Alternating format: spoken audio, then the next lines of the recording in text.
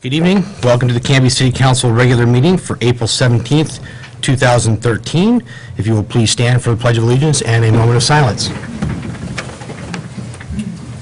I pledge allegiance to the flag of the United States of America and to the republic for which it stands, one nation, under God, indivisible, with liberty and justice for all.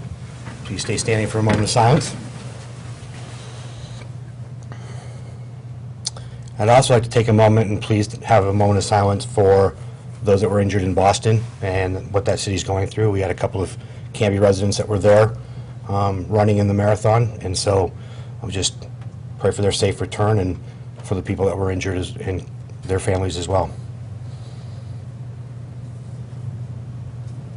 Thank you.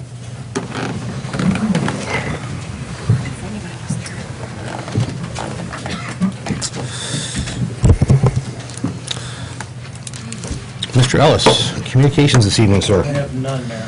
All right. So it's our first opportunity for citizen input and community announcements.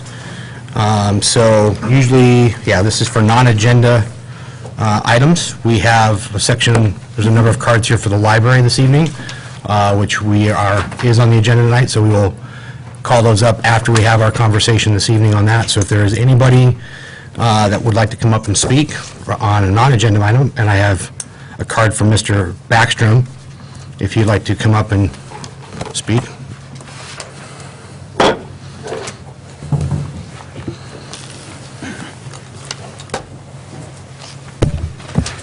Thank you, Mr. Mayor. I do have several brief points to make, a couple of which will be about the library, and I feel I can make them now, and I won't have to come back later. I still won't exceed my 3 minutes. Is it pertaining to the library? Not all, no, most of it is not. Okay. First of all, the flyer that's on the table back here, there's nothing positive about the old library being remodeled, so whoever put this out certainly neglected the other side of the argument.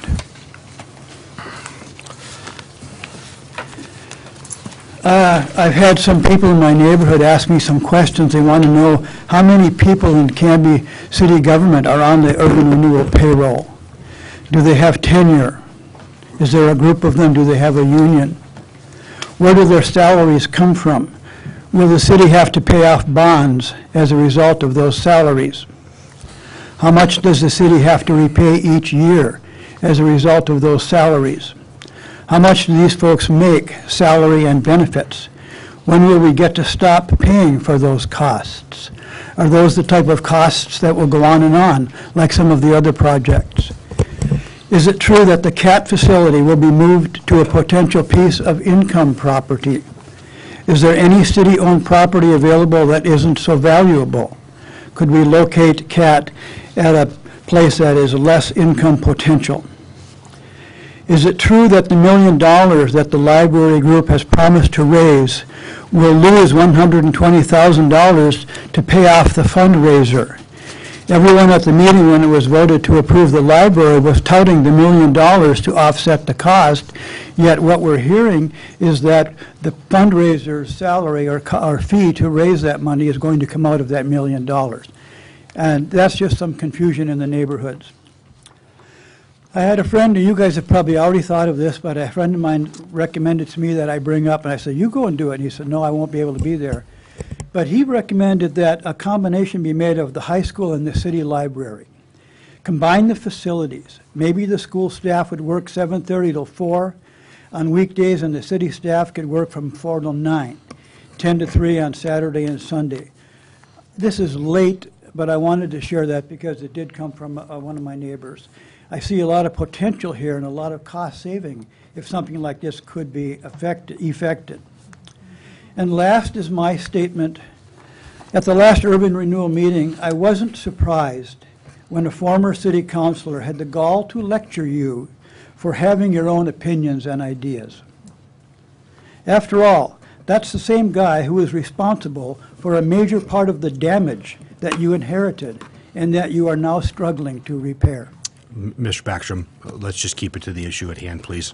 Well, this is non-agenda items, I understand that, but I do not want this to digress into, and I'm finished. okay, But when he spoke last week, he digressed. he did, and we're past that, and I want us to move past the, We're past. I'm done. okay. Thank you. Thank you, sir.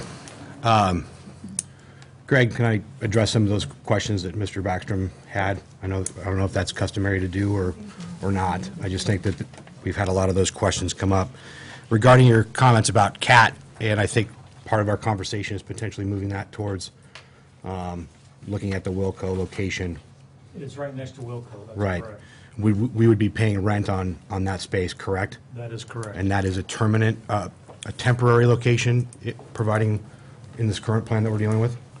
Or is that a permanent? It could be permanent. I Okay. mean, we don't know. That could be a good location. But Okay. right now, we don't know if that's permanent or not. But we're thinking that we're going to be there for at least 2 years, and it could turn into a permanent. It's a good location. So I can't say that it's permanent or not at this Okay. point. Can I interrupt just for some before I lose train of thought? On that same issue on CAT, is the current property that they possess, is that being rented, leased, or It's it's ours? It's ours. So It there belongs- is no cost? That is correct. Okay. Yeah.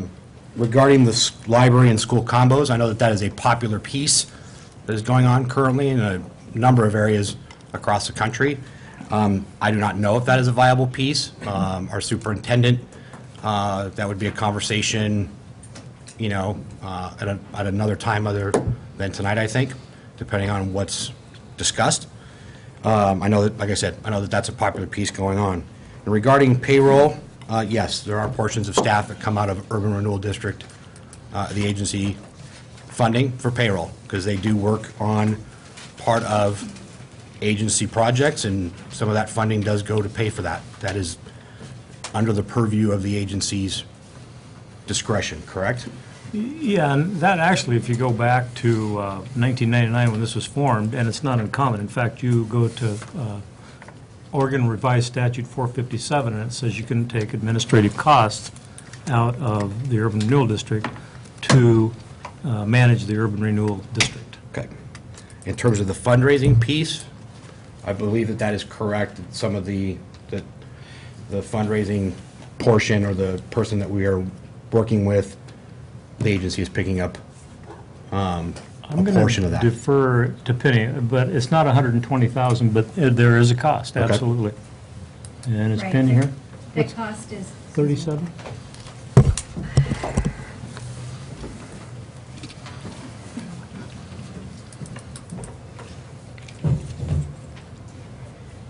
With respect to the cost in the budget, that is not, that is all the costs of fundraising. That includes recognition of donors, as well as the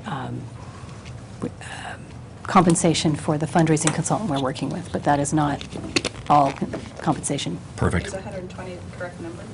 Off the top of my head, I think that may be fairly close, yes. So it encompasses a number of things, not just Right. the, okay. Right. Perfect. Thank you, Penny. Sorry, we couldn't hear what you said. She commented that within the $120,000, it is portioned out, that some of it is going to an organization to help with fundraising, but it's also going towards recognition of those that are helping with fundraising, as well as those donors, correct, Penny? So that's what some of that is going to. And just as we look ahead to this evening, it is not normal protocol to answer the questions posed generally in those comments. Mr. Backstrom has come a number of times and has asked specific urban renewal agency questions. And I think in light of tonight, and they need to be answered. I will not probably allow questions to be answered this evening, later on as we discuss. We hopefully will vet the things that we have, and we will get into other pieces around that topic as we get there this evening. All right, any questions from up here at this point? Okay. All right. Thank you, Mr. Backstrom, appreciate it. Mayor's business. So I've got a couple of items that I'll just briefly go through. As you know, tremendous tragedy in Boston this week. There's an article in the Herald, which was a great article in the Herald, regarding a couple of runners of ours from our community that were there. If you get a chance, go online and read it. I don't think it's in this week's paper. Is it, Ray? No. Just online. And so if you don't have a subscription, great opportunity to get one. Is that a good plug, Ray? And I think tonight's topic will also help with readership as well. On a police front and on a local level, it's kind of hit home for me. We were watching it, my family and I, and my 9-year-old daughter asked me, as we were putting her to bed, somewhat weepily, asked if we were safe, because she was concerned. People were talking about it. My wife and I were talking about it. We only watched a half hour of news, and it touched on the piece of the 8-year-old that was killed. It really struck a chord with my daughter and wanted to know if we were safe in Canby. I reassured her that my job as mayor, in working with Greg, our city manager, and our chief of police, that we do all that we can every day to make sure that Canby is safe and that the kids are safe and that they're safe in their schools. I also said if it would make her feel better, I will call the chief and I will ask him to make sure that we're doing all that we can. I emailed him and spoke with him, and he has assured me that we are doing all that we can and all that we will be able to do. He sent out, literally the morning after, a message to his officers as well as to staff to be aware, be extra diligent. There are other anniversaries that are coming around this time here in the spring, but just to pay extra attention and keep an eye out. So I was able to go home and tell her with a straight face that I did indeed talk with the chief and that we are indeed doing all that we can to be safe. So for those of you here, those of you at home, please have those conversations. It is a scary thing, no doubt about it.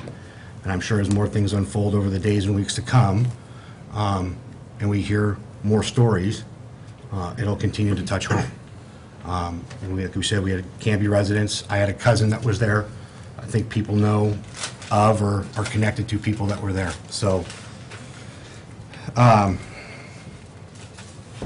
so I talked about the Herald article.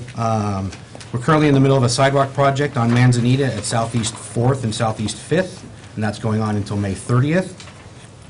Railroad repair is going to be beginning soon right here at Ivy, so that'll be closed off, so watch for detour signs and ways to get around that intersection for how long, Greg? A couple weeks or? Oh, no, just a couple days. Just a couple of days. And that's starting, I believe, the 23rd, which is next Tuesday. Great, thank you. Shred Day is coming up tomorrow at the Event Center, so tax season's done. If you need stuff to shred and throw away, they'll be collecting computers and old stereo equipment and, am I leaving anything out, Ben? Hearing aids, old cell phones, eyeglasses. You want any other sign language you want? Okay, perfect. Also, tomorrow evening at the police station is a business safety workshop. This is hosted by the Chamber along with the Canby Police Department, Canby Fire Department, and Willamette Valley Security. It'll be at 6:30 at the police station. There's been some business break-ins, and so the Chamber has kind of pulled together and partnered with the city to help have a safety kind of awareness, and so what businesses can do, what they can be doing to protect their business and their businesses around them. So I thank the Chamber for heading that up. Greg and I met earlier this week with ODOT officials to discuss some potential projects that are in the pipeline. You'll be happy to know that this summer, Highway 99 will see some paving in the areas that haven't been paved. So, you know, we've got this large swath through town. So we're going to see some pavement. They're going to grind it down about 2 inches and lay 2 inches of fresh asphalt to improve the road conditions. Also, we discussed in coming up in 2016, 17, and 18 on the ODOT project list is one of 2 potential projects for the Canby area where we would see some major reconstruction of 99E through town or outside of town on the way to the Aurora Barlow area. So that has yet to be determined, but those are big $5 to $7 million projects that we will definitely be watching and waiting for with bated breath. Bird to the Pudding River, in fact, right in Aurora. That's what, yes, thank you. Bird to the Pudding River. And then on Tuesday, I was down in Salem to testify regarding House Bill 2945, which is the creation of a rural area commission on transportation. Right now, much of Clackamas County is not represented at any kind of transportation conversations. So it's kind of, you know, myself, Mayor Malala and City Manager from Sandy, as well as a couple of the other CPOs and hamlets for the area, were there, and it was kind of us tackling Goliath in ODOT. ODOT does not want us to have one, so we were taking it to them as best we can to hopefully get a seat at the table to have conversation about transportation dollars. And then just a reminder to the council that Kim and I made a decision to cancel the dinner for next Thursday, so we are free to join the Canby Ed Foundation event that's going on. So please feel free to change your, since you already have it blocked out, see Mary Walsh. She can help you get tickets. Yes? Okay. That is all that I have. We'll start with the councilor comments and liaisons with Councilor Ayers. Thank you, Mr. Mayor. Last night's regular meeting of the Parks and Recreation Board was canceled since there wasn't any real new things to talk about since the last meeting. There will be quite a bit the next month as the dog park gets closer to decision point and design finalization, and Northwoods Park equipment for the small park in the Northwoods development is going to bid in the next few days, so that should be moving along. A week ago today, I attended the Adult Center, Canby Adult Center board meeting to discuss any of the needs that they might have that the city is responsible for. And for those that don't know, the city owns the building that the Adult Center is located on. The school district owns the property, the city owns the building, and the Adult Center is responsible for operating it. The city's responsibility is anything of the building nature, air conditioning, maintenance, painting, that kind of thing, and the Adult Center is responsible for custodial activities, maintaining the equipment and so on.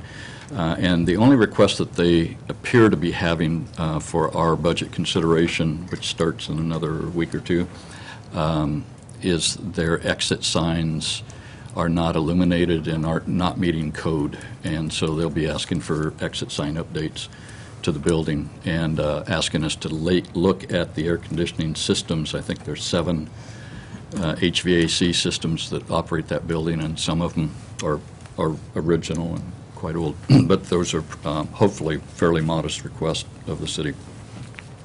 Just a quick piece of information. The Adult Center does a marvelous job for the seniors in this community. They are serving approximately 2,200 Meals on Wheels per month. They are serving approximately 1,000 lunches at the daily luncheon for seniors. And those are, there's a suggested donation for both Meals on Wheels and for the on-site congregate meal, as they call it. And they're and they ask for $3.50, but they're averaging $1.40 or $1.50 per meal. So they're always tight for money. But the other good piece of news is they're averaging about 50 volunteers working in the Meals on Wheels and the food programs there. But they're always looking for more volunteers. So anybody that has a day a week, a couple days a month that would like to help out the Adult Center would like to hear from you. It's a good organization. Kathy Robinson runs a real good organization there, and it's a real asset to the community. That's my report. Thank you, sir. Councilor Hensley. Thank you, Mr. Mayor. Liaison reports. Well, first, I did attend the C4 meeting with you, but I think you've already covered that. And I went to on a Saturday Fireman Troy's retirement. As far as liaison report, Canby School District's meeting is tomorrow evening, 6:30 p.m. in the Omni Room. Topics of discussion include, but not limited to, softball complex update, financial statement and enrollment, and capital projects. So I will be attending that. And the Main Street meetings I haven't had because Jamie, the Main Street manager, is at the Main Street conference. So we are postponing those meetings until next week. But I did want to announce that the Garden Spot Run is being postponed. It will not take place in May. We're looking at another date. I don't think we have one decided, but I think they're looking towards September. So it's still nice weather, but there was a scheduling conflict, and apparently another run is taking place in town that same day. So we're moving ours. And that concludes my report. You brought up an interesting point about the Main Street Conference, and that's, Councilor Parker is also returning from that conference tonight, and Our hope is that he would be back in time this evening, but he has been apparently, I don't want to say delayed in Denver. There's a blizzard in Denver that disrupted air I bet he's traffic. wishing he changed that flight now. He may be. So, Counselor Coleman. I didn't have a specific report, but I was going to make some reporting comments during the new business on the library. That's all. Okay, perfect. We'll wait till then. Thank you, sir. Counselor Dale.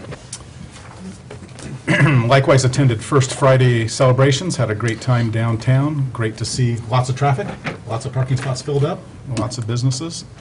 Also attended the morning show hosted by Canby Telephone Association. It was really great to see the technology they had, and they gave us a very rare tour of their central office data center.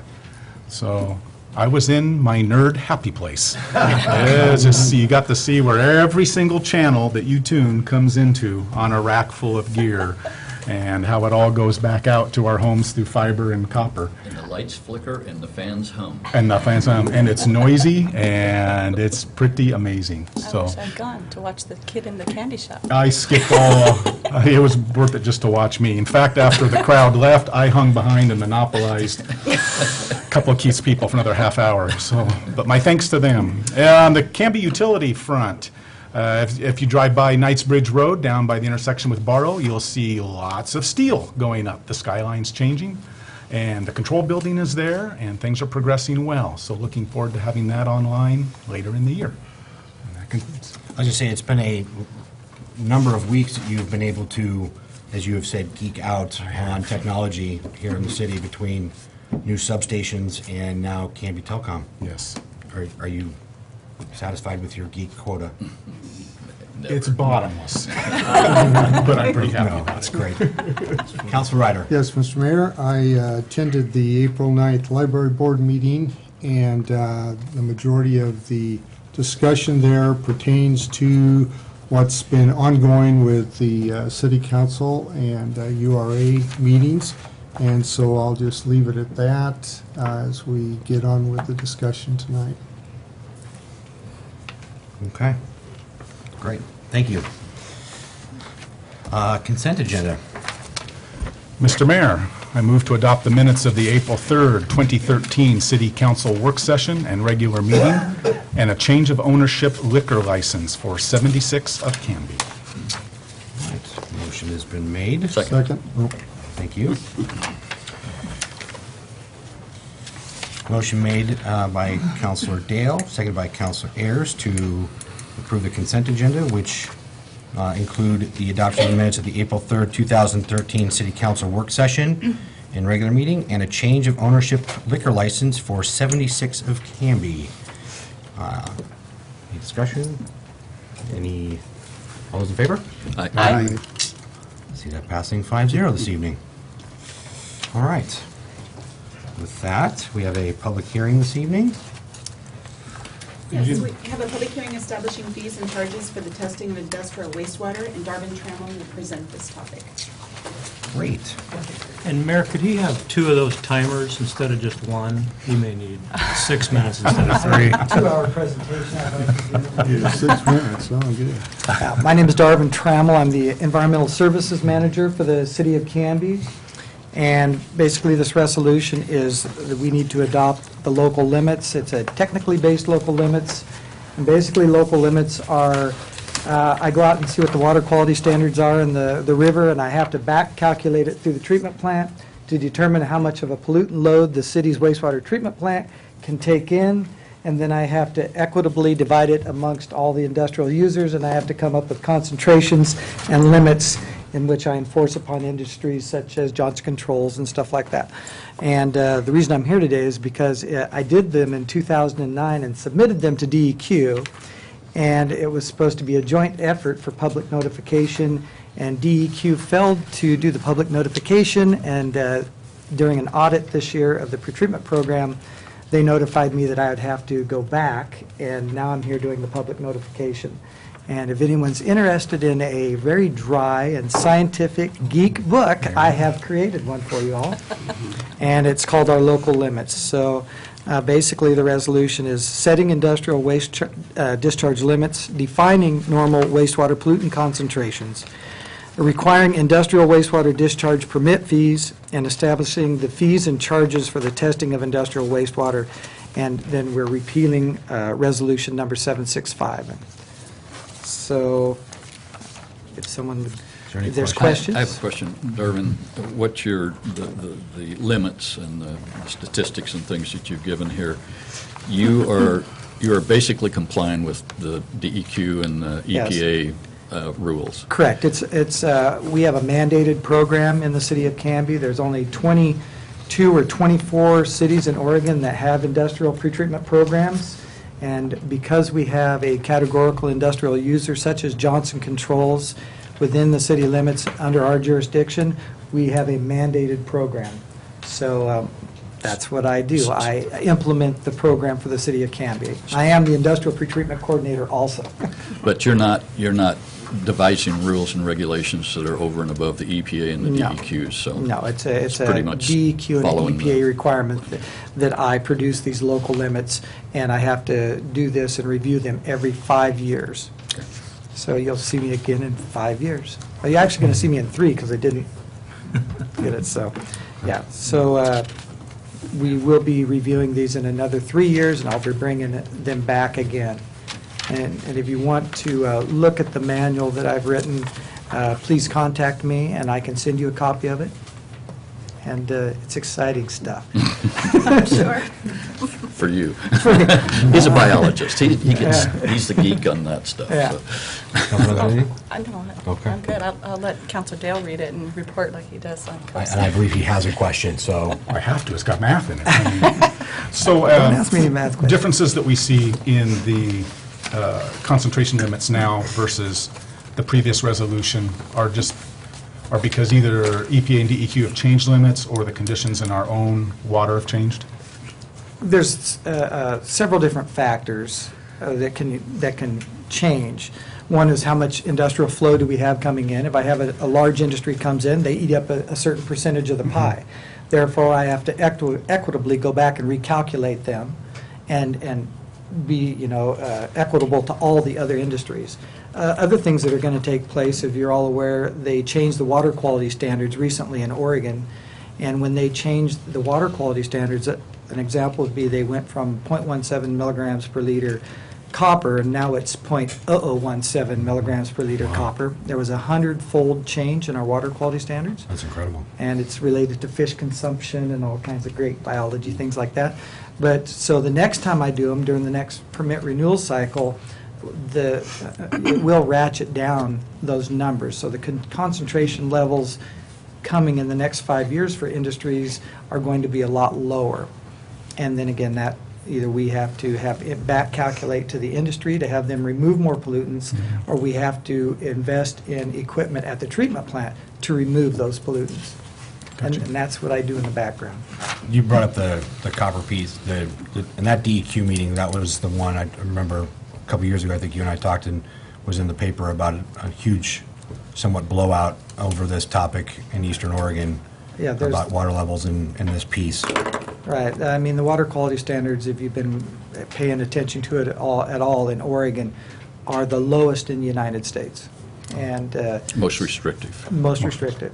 Yeah. So you're going to be seeing, where we have to basically go back and recalculate to make sure that we can meet those standards that discharge into the Willamette.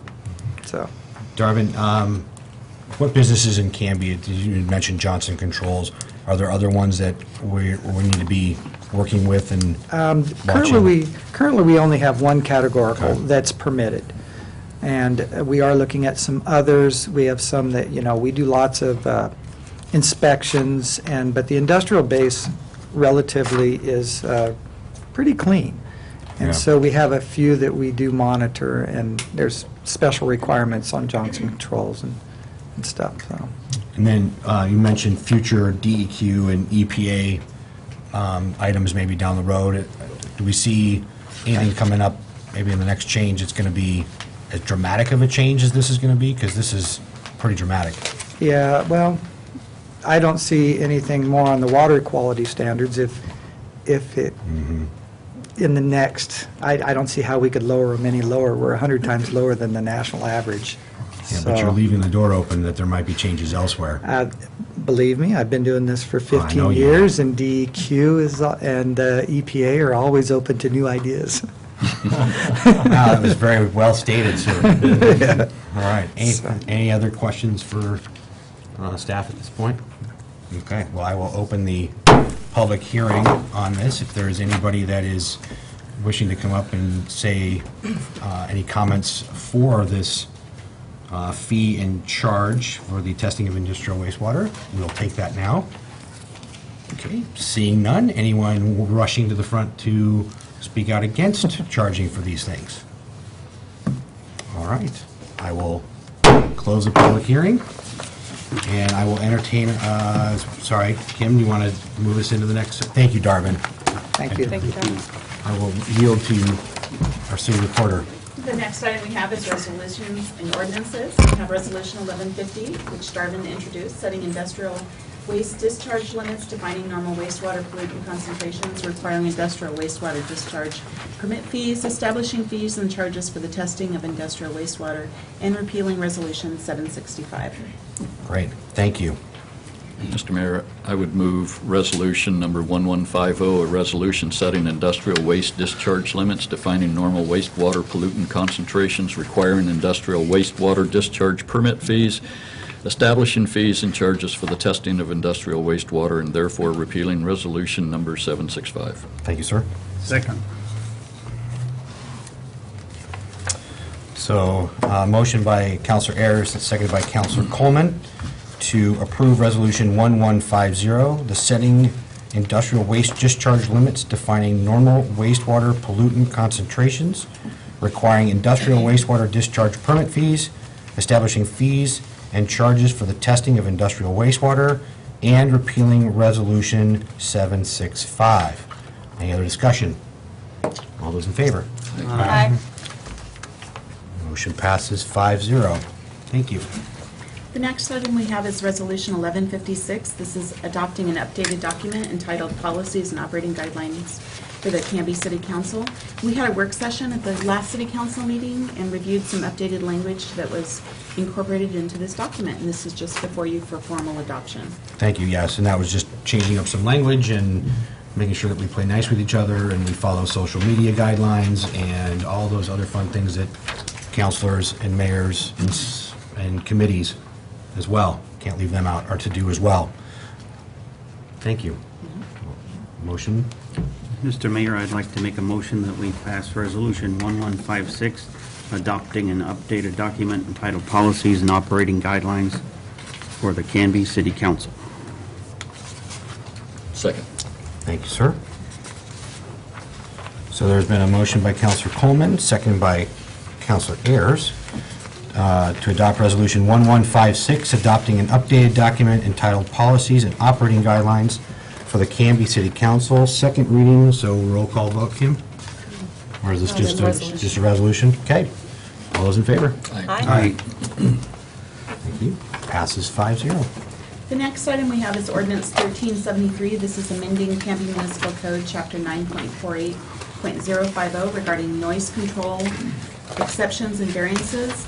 The current language we have in our code regarding noise variances is very outdated and not clear about the process that needs to be done by staff and the applicant. The council usually receives 2 to 3 variance requests per year.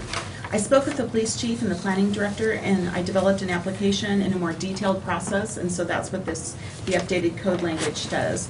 There's currently not a fee for these variances, so we've incorporated a $75 fee for each variance application, which covers the cost to have it published and the mailing that goes out. And that will be on the master fee schedule that comes to the council in May.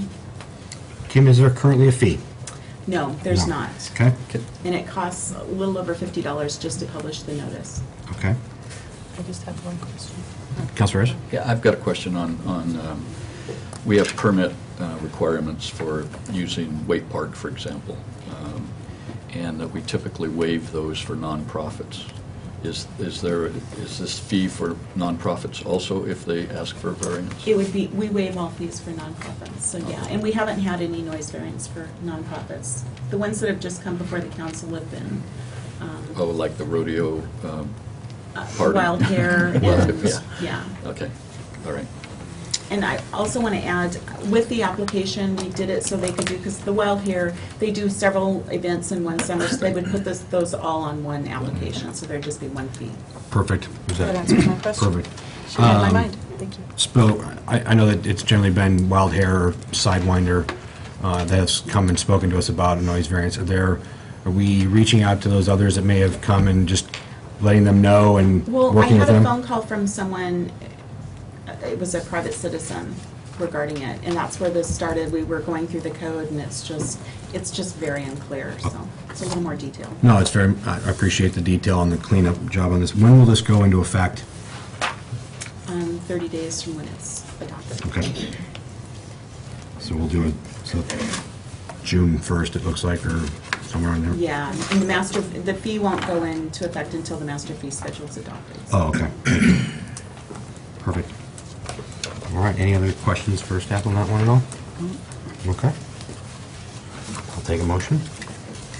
Mr. Mayor, I would move adoption of ordinance number 1373, an ordinance amending Canby Municipal Code, Chapter 9.48.050 regarding noise control exceptions and variances. Thank you. Second.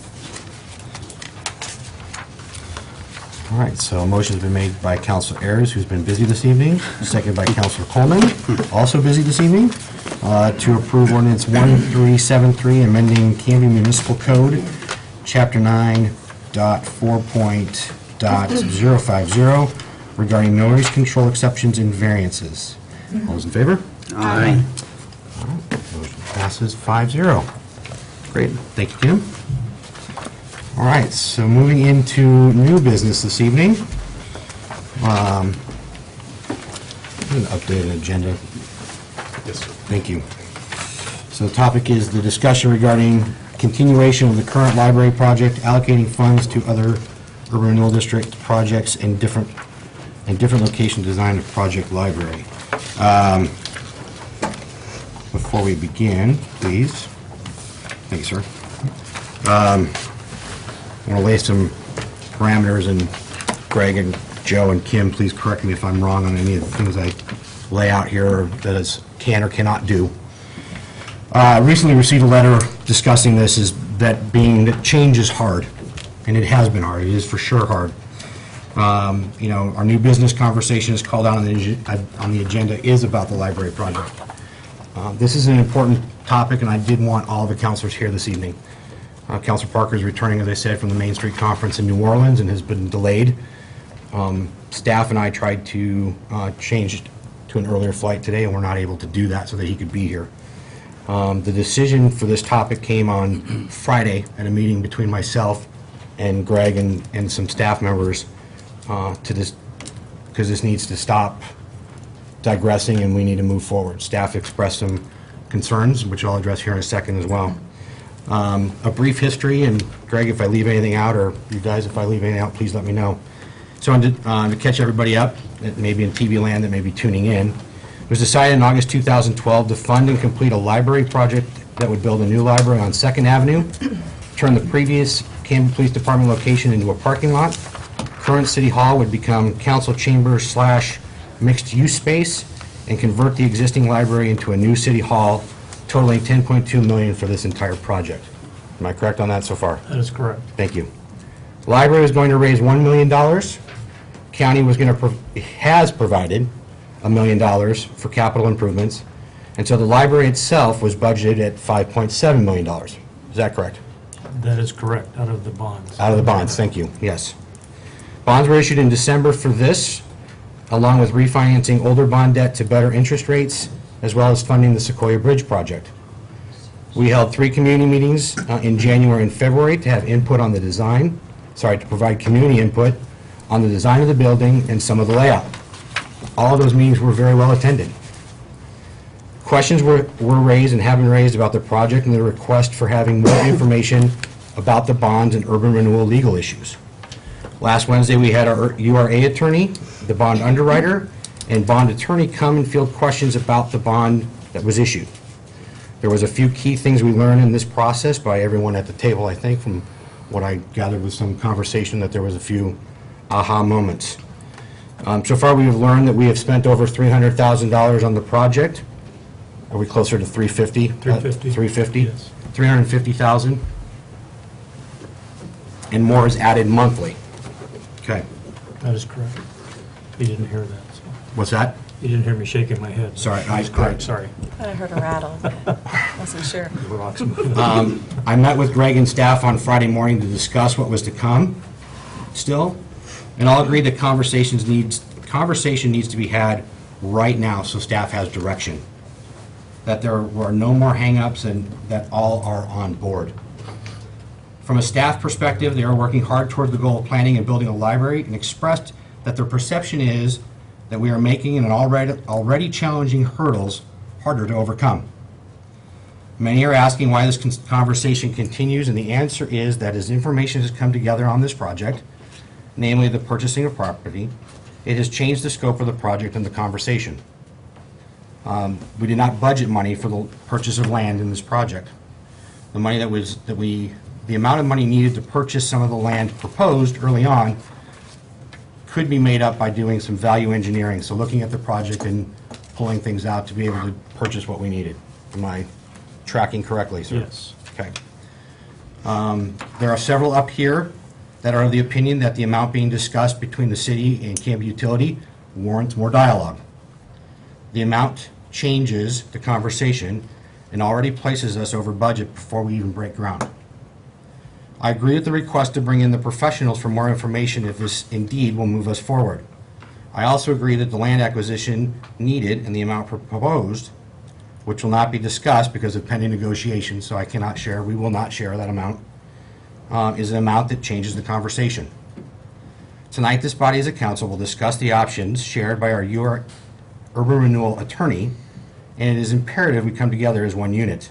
We must support the legitimacy and authority of the decision made tonight. We agree to discuss and disagree, and that once the decision is made, we move forward. Okay, for the audience, you will have your chance to express your opinions and feelings tonight when we are done and we have discussed and we have made motions that we need to make. I expect civility and professional decorum. This is definitely an emotionally charged conversation. My heart is pounding rapidly, and my stomach has been in knots since August. For new counselors and reminders for all of us up here, we are to discuss the issues at hand. We are to treat each other with civility and with respect, that you must speak up tonight, ask your questions, and state your positions. This part of the job can be challenging when faced with a gallery of citizens and, hundreds, maybe thousands and more at home. We'll say thousands because it sounds more impressive. We know, I know, and you know that we cannot please everyone. If you need to direct your comments at me, then please do so, or at Greg. It can be challenging when we get into conversations like this and you realize that there are people in the gallery maybe rolling their eyes or scoffing at what is being said, but we have to have the dialogue.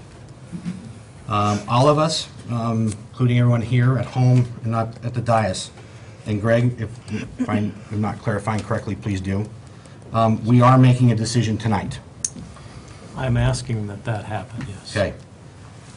This is not about a general consensus. This is about a motion and move to, and a motion to be made. That's correct. Okay, and the reason being, as we found from the urban renewal attorney, because the purse strings and bonding happens here, the decision is here versus at the urban renewal agency. That's correct. This is a full faith and credit bonding issue of the city, not the urban renewal agency. And these projects are identified in the resolution that authorized that bonding. I have copies if you need it. No, sir, I didn't quite read all 124 pages, but a good portion of them. Before any motions are made, we will discuss each topic and ask the questions needed, and each council will be given the opportunity to state their positions. Motion or motions will be made following protocol, and I would like a roll call vote for each motion tonight. Once a direction is set, we will be having a URA meeting as quickly as possible to move forward so that we can direct staff. That is an imperative. The earliest we can get it on the calendar, the better, whatever is decided this evening. We all leave this dais tonight in unity moving forward. So the topics that I have is discussed at last Wednesday's meeting for us is to stay the course and do all that we must to complete the plan laid out already without delay. Number 2, place funds into an escrow and wait 10 years and pay back. 3, move the project to a different location and possibly change the design. 4, reallocate the funds to other urban renewal district projects as called out in the URD plan that was recently presented by staff. Questions on those at all? Okay, before we get into conversation on my position. Number 1, I have not been for a Second Avenue location. I think that Second Avenue is for commerce and we need to attract that and build on that aspect of it. Number 2, sitting on the funds we have found will cost us in excess of $4 million. Is that correct, Greg? 3 is what I heard. 3, okay. 3 million. 3 is a lot better than 4, but it's still A lot of money. $4 million. That to me is a worse investment. I think we need to reinvestigate another location that can still deliver a new library and more. I'm of the opinion that we can free up Second Avenue for economic growth, improve another area of downtown, and have that be another anchor point for growth downtown. We must build for a longer term than what this plan has us doing. And 4, the 4th option, for me, investing in projects that will spur development will be helpful. I am only for this option if we will make necessary improvements to the library. And that is part of the allocation piece, if that's the decision that we go to, that we maximize the $1 million capital piece from the county and make the necessary improvements that we need to make. So with that, I will open up for a matter of order for everyone in the audience, whatever vote does come down tonight, I do not have a vote unless there's a tie. But as we see that there is 5, I will not be voting. That's why I gave you my stance, so you all know where I am at, and that there isn't any question. I suppose at the end of the evening, if you want further question and dialogue, I will gladly entertain that conversation piece. So with that, I will open it up for conversation to you guys. If we want to go point by point, counselor by counselor, I'll leave that to you to decide. Well, Mr. Mayor. Yes, sir. You know, it's not untypical that we have something in front of us to have a discussion on and to actually discuss. And so I am prepared to make a motion now, and if it's seconded, then the discussion can take place and then a vote can take. And that's what I would prefer to do. Okay.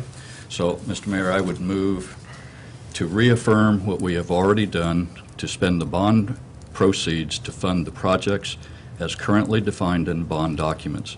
And those, it's not part of the motion, but those are to build a new library as designed for Second Avenue, convert the current City Hall into council chambers / meeting room, and rehabilitate the current library into city administrative services.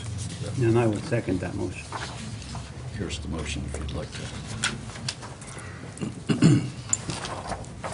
Okay, so the motion has been made by Councilor Ayers to affirm that what we've already done, and that is to spend the bond proceeds to fund the projects as currently defined in the bond documents, which is stated as to build a new library designed for Second Avenue, convert the City Hall, into council chambers / meeting room, and rehabilitate the current library into city administrative facilities. That was seconded by Councilor Coleman. Discussion. If I could, to Yes. get my position out, and then we can discuss it.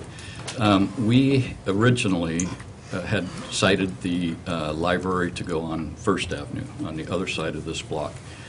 That got changed because of the needs of the Canby Utility Board, which their administrative offices was integral to the library being, their location of their offices was integral to placing the library there.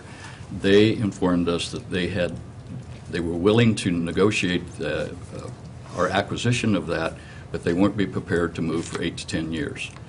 That put her off. So we changed, we did more study, we looked at Third Avenue, we looked at the current proposed Second Avenue location, and we found that Second Avenue location was the most advantageous because all of the property is already owned by the city, with the exception of the one parking lot right outside here that Canby Utility owns. None of the properties where the library was going to go are currently on the tax rolls, so we would not be taking anything off the tax rolls. If we acquired more property on Third Avenue, that would require us to buy properties and to take those properties off the tax roll.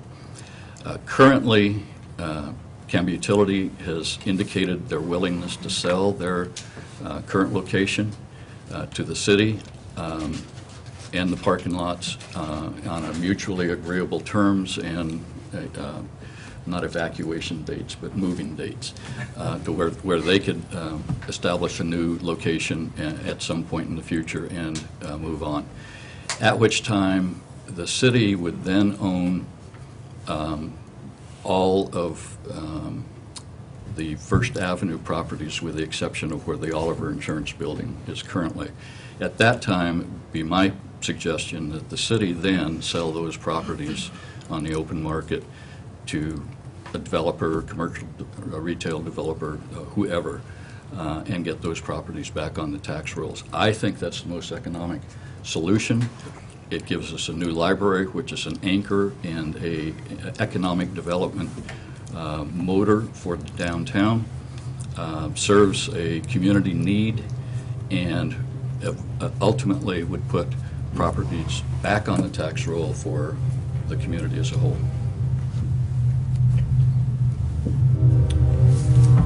That's my comments. Thank you, Councilor Ayers. We'll wait for a moment. Train is actually quiet this evening, passing by. I appreciate that. Okay, so his comments. Any other comments, discussion on this motion? Do we go in order, or? However you, I'm at your will, sir. Tracy, are you? Well, it's no secret I'm not for a Second Avenue option. I am definitely for a library solution. I feel that this is not the correct one. I think that if we were to go forward with a library, it should be a combined building with the city services in another location, and return the Second Avenue property to the tax rolls sooner rather than later.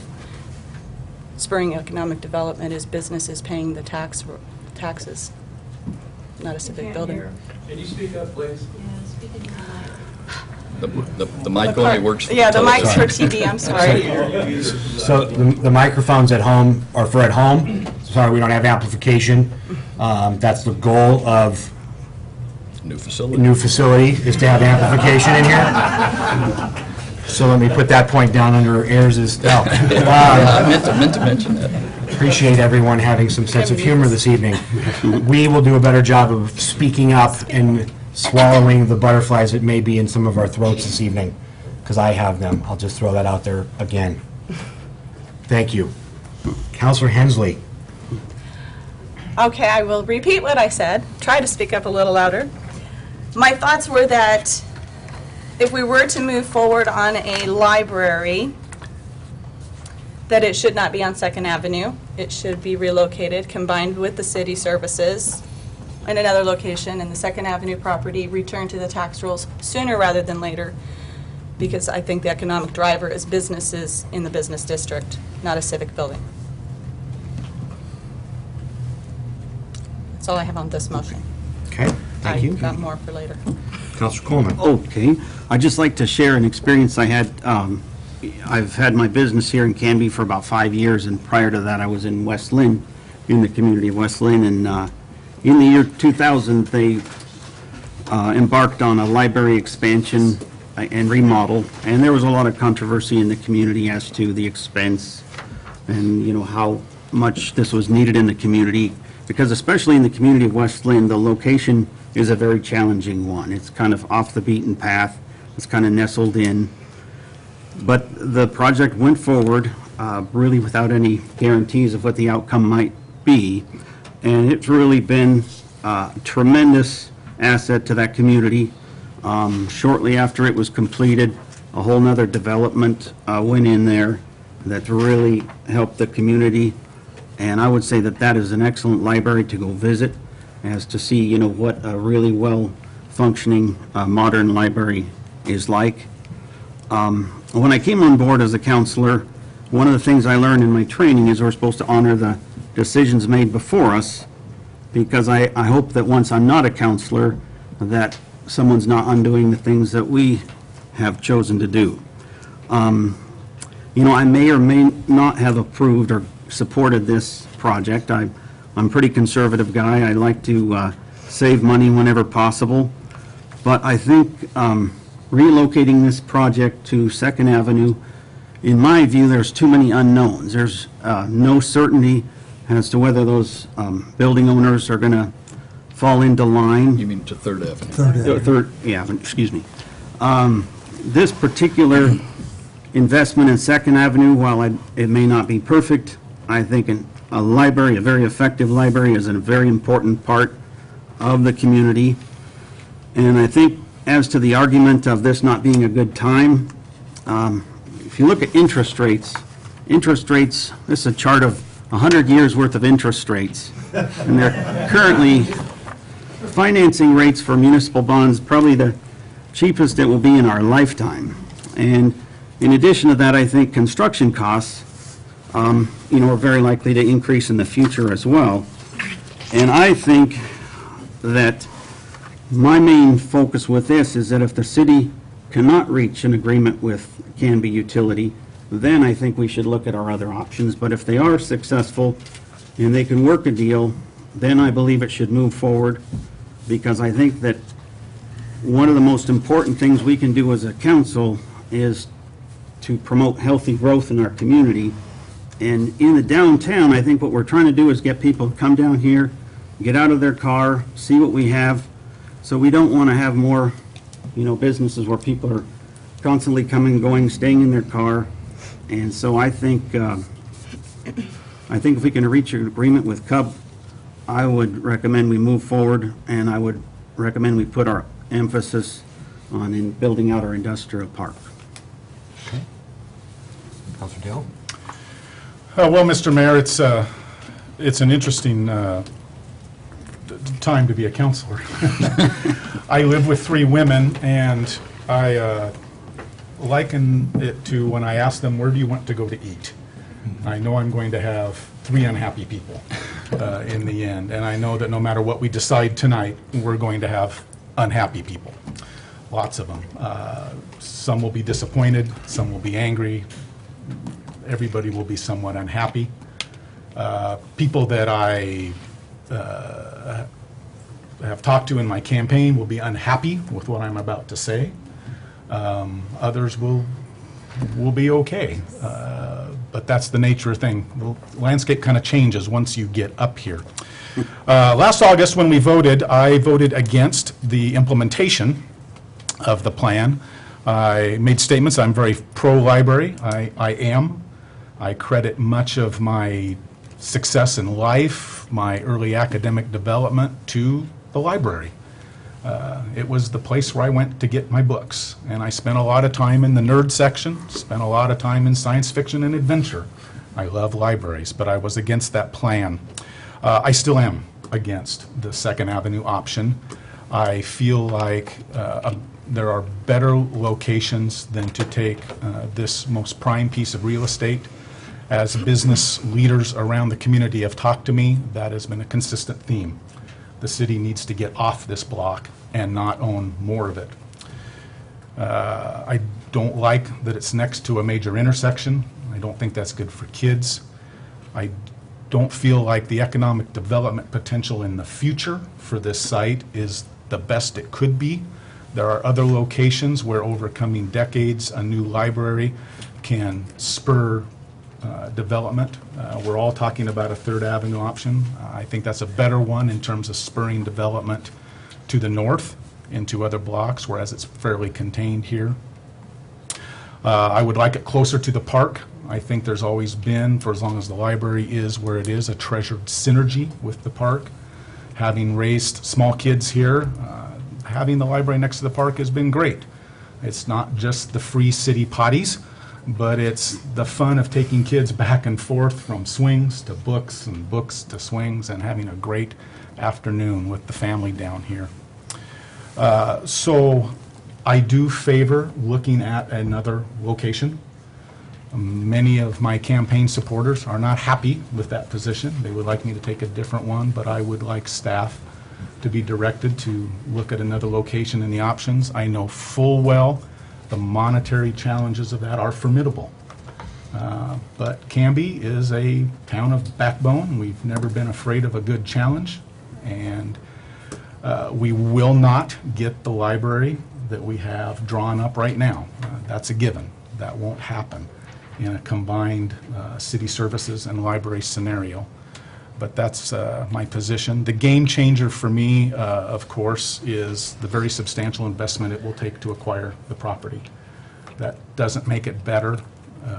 To me, I see it as having to come up with a lot of unfinanced cash for which I'm struggling to see what we get in return. It seems like the price has gone up dramatically just to turn a shovel. I've likened it to when we approved in August, we approved a budget. And that effort will badly blow the budget, hence the policy discussion. It's not unlike when we go to buy or build a house, we get a pre-approved mortgage. Well, we've blown that pre-approved mortgage out of the water. And so we have to reconsider our options. Thank you, Mr. Mayor. Question for you, Greg, and is to,